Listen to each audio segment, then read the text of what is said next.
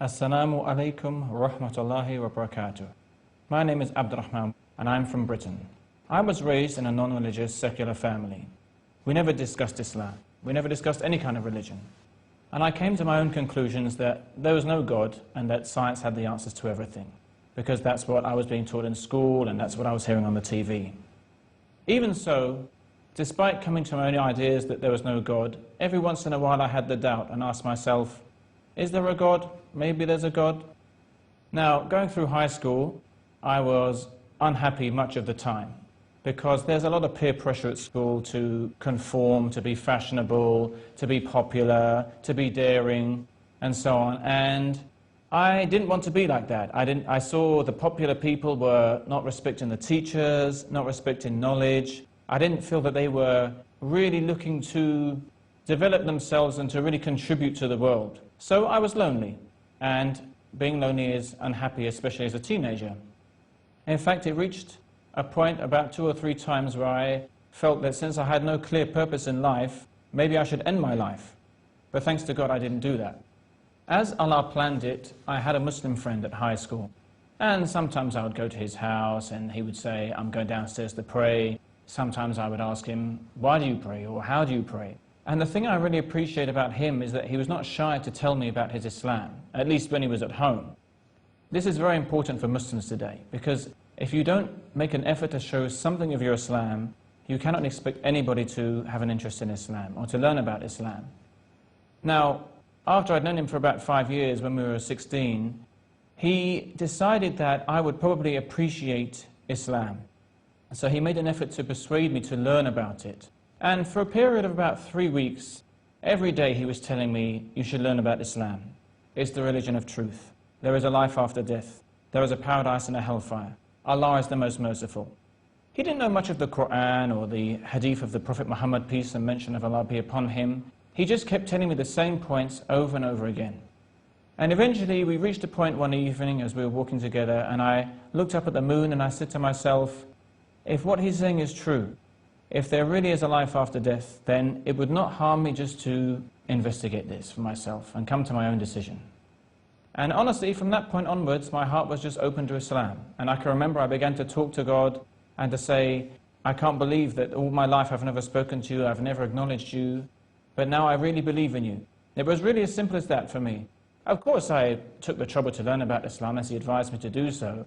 And I think also something that was going through my mind at that time was that after death, if there really was another life, then I would not have the luxury to just run away from Allah and do as I pleased. Another thing I should mention about my life before I became Muslim is that around that time, age 16, the nightclub scene was becoming very popular and promoted on TV. So I was really aspiring to reach the age of 18 where I could do as I pleased. I was making music on my computer, and I just wanted to get into the club scene, to experiment with the drugs and to experiment with girls and so on. I was so close to entering that lifestyle, and I often wonder where I would have ended up had I gone into that life. But thanks to God, He saved me from that and gave me Islam. As I mentioned, before I became Muslim, I was interested in science, and I felt that science had the answers to all our questions about where we came from and how the universe works. Now, what interested me when I first began to learn about Islam is that actually Islam and science do not contradict at all. And there have been many scientific discoveries which support what is mentioned in the Quran. For example, about embryology, or cloud formation, or the structure of the earth. So this motivated me to study about Islam, particularly from this scientific aspect. The one thing that really impressed me about my first Muslim friend and his family was their hospitality and the way that they treated me as a guest. And I think that this is very important for Muslims in their interaction with the non-Muslims, because if we want to charm them towards Islam and encourage them to learn about Islam, then we have to be aware of something, which is that non-Muslims have more information now about Islam than they used to.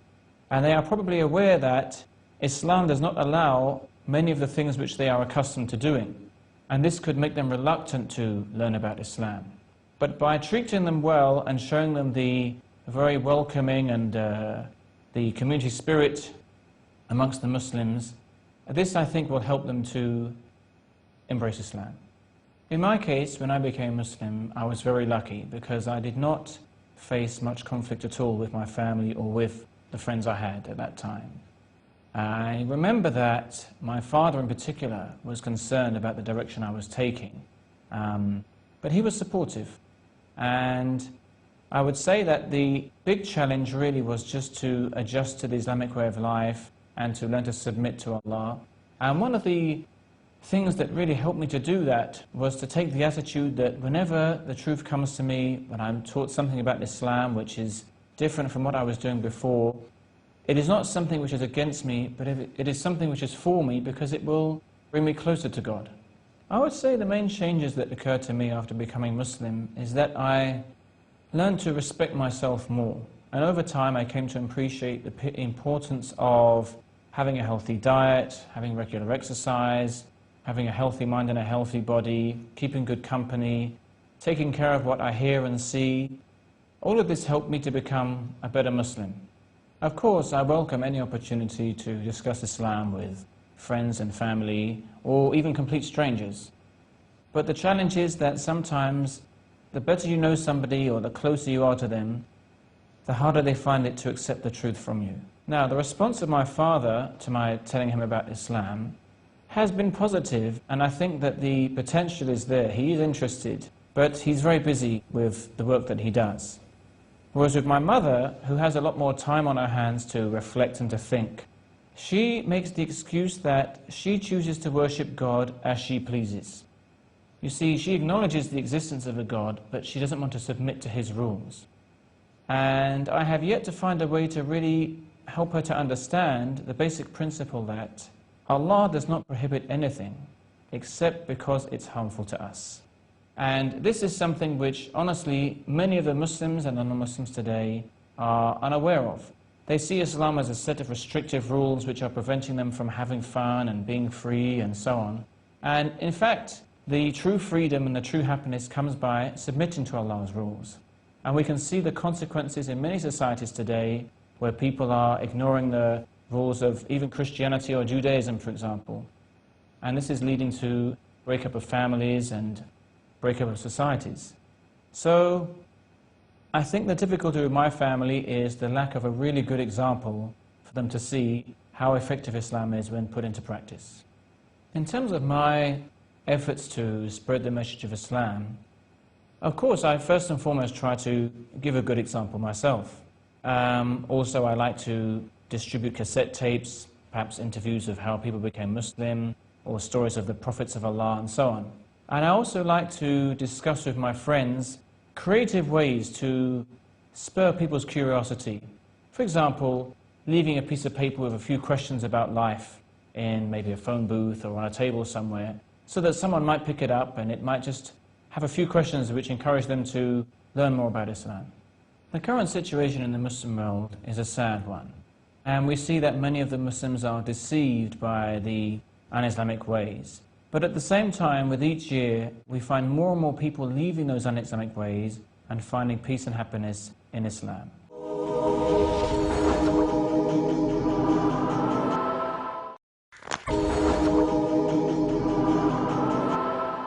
The media today portrays a very negative and false impression of Islam.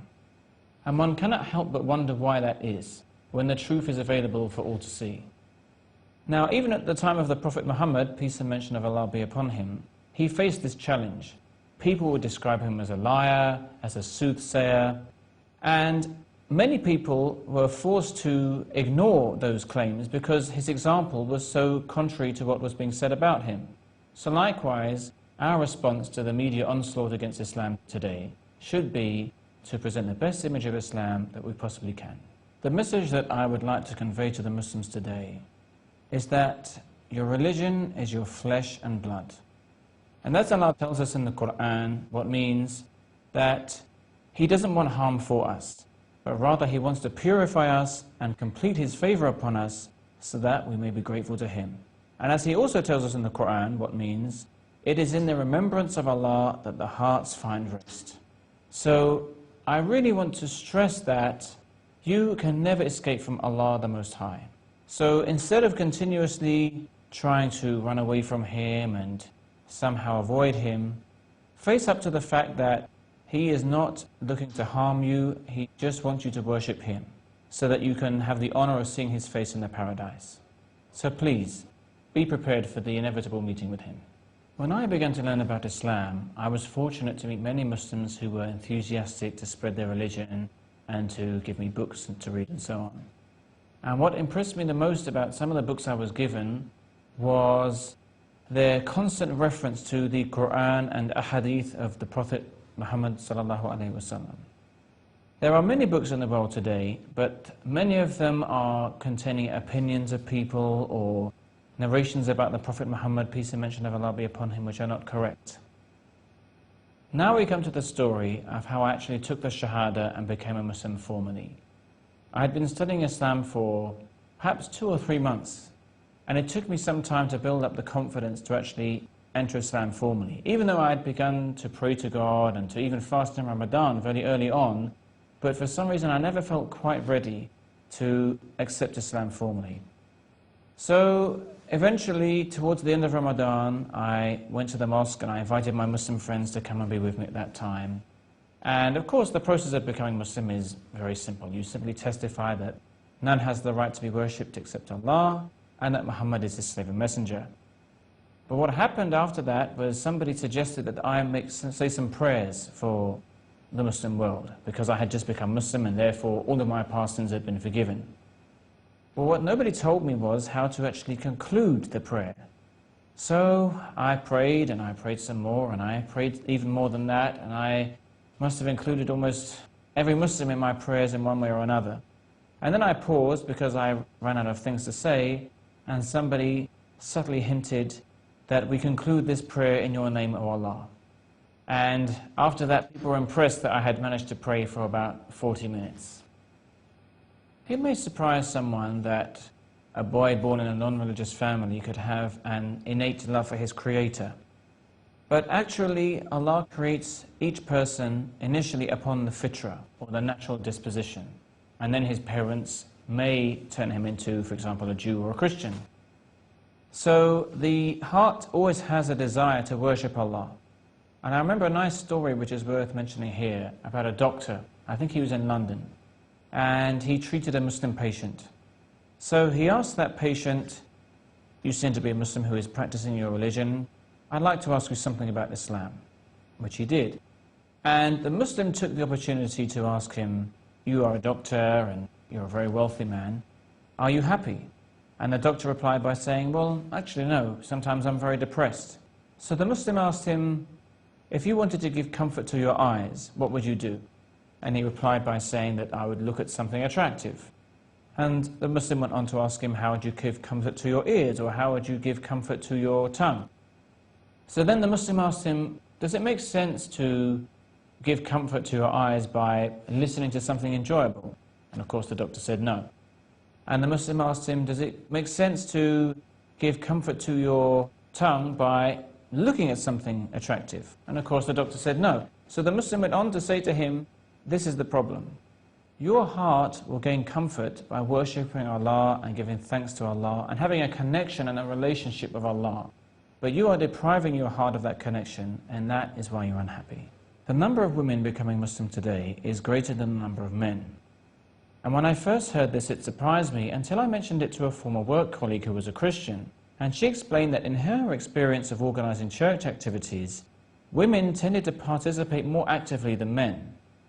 So it would seem that women generally tend to be motivated more in religious activities than the men are. However, this is not an excuse for women to be complacent. Now, women can take glad tidings in the fact that the Prophet Muhammad, peace and mention of Allah be upon him, also told us that the whole world is a place of provision, and the best object of provision in this world is a righteous woman. Last year, for the first time, I had the opportunity to make Umrah, which is the lesser pilgrimage to Mecca.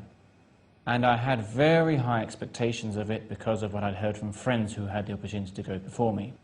I would say the greatest benefit I got from making the Umrah is that I felt very, very close to God, and I felt I could confess everything to Him, since I was so close to His house, the Kaaba, and I felt completely sincere. I felt that I could confess all of my faults to him and ask him to purify my heart and help me to rectify my ways. Many Muslims today have observed that people who revert to Islam from another religion are more enthusiastic to learn about Islam than those who have been raised in Muslim families. And I believe it was the great Umar ibn al-Khattab who once said that a person cannot truly appreciate Islam unless he has seen Jahiliyyah or pre-Islamic ignorance. Now, we should all desire a stronger relationship with Allah, and it starts with dua or prayer. The Prophet Muhammad, peace and mention of Allah be upon him, the dua or the prayer which he would mention most frequently in his home was what could be translated as, "O turner of the hearts, turn my heart to your deen." And the Prophet Muhammad, peace and mention of Allah be upon him, was not told to ask Allah for an increase in anything in the Quran, for an increase in anything except knowledge. In addition to prayer, I would advise any Muslim who wants to develop a desire to learn more about Islam to mix with those Muslims who are learning about Islam. Because the Prophet Muhammad, peace and mention of Allah be upon him, told us that a man is upon the religion of his friend. So let him be careful whom he takes as a friend. Life as a Muslim in Britain can be challenging because you are in an environment where you feel like almost everybody is telling you to disobey Allah. Now, having said that, I have to say that I believe there really is a great potential for many British people to become Muslim because they have, among other things, an intelligence to know that what they hear about Islam in the media is not necessarily true. Or it could be that they just ignore the media altogether. And I really stress to all Muslims living in countries like Britain, please don't hide your Islam. Show the best image of Islam that you can. Don't be shy. Tell people that you pray. Tell them about the morals that Muslims have. Let them see the beauty of Islam, because I think that many of them are very close to accepting it. At school in Britain, from what I can remember, we had 1 or 2 lessons about religion per week. But what I remember also is that the media in general is regarding religion as completely worthless. So there is a tendency to promote respect for different people's religions. But the message in general is that religion is of no use today. I hope you enjoyed my story, and I hope that I motivated you to learn more about Islam as a way of life. Thank you for listening. Assalamu alaikum wa rahmatullahi wa barakatuh.